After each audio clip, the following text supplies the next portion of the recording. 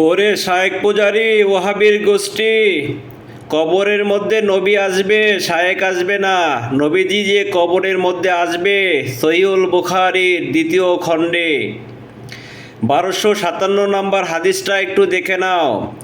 আয়াস ও খলিফা রহমতুল্লাহ আলাই আনাস রাদিয়াল্লাহু আনহু থেকে বর্ণিত যে নবী সাল্লাল্লাহু আলাইহি ওয়াসাল্লাম বলেছেন, বান্দাকে যখন তার কবরে রাখা হয় এবং তাকে পিছনে রেখে আসা সাথীরা চলে যায় এতটুকু দূরে যে তখনও সে তার জুতার শব্দ শুনতে পায়।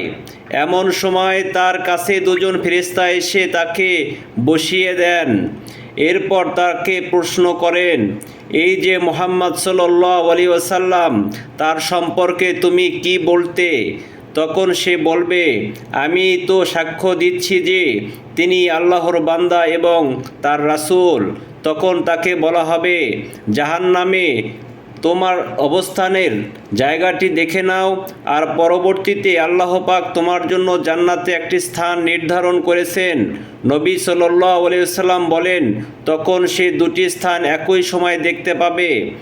আর যারা কাফির বা মুনাফিক তারা বলবে, আমি জানি না, তবে অন্য লোকেরা যা বলতো আমিও তাই বলতাম। তখন তাকে বলা হবে, না তুমি নিজে জেনেছো, না তেলাওয়াত করে শিখেছো।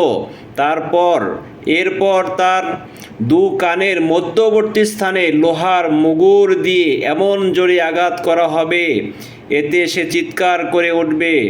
মানুষ ও জিন ব্যতীত তার আশেপাশের সকলেই তা শুনতে পাবে।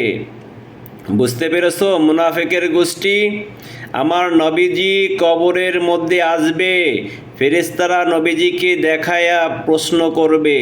বুঝতে পেরেছো?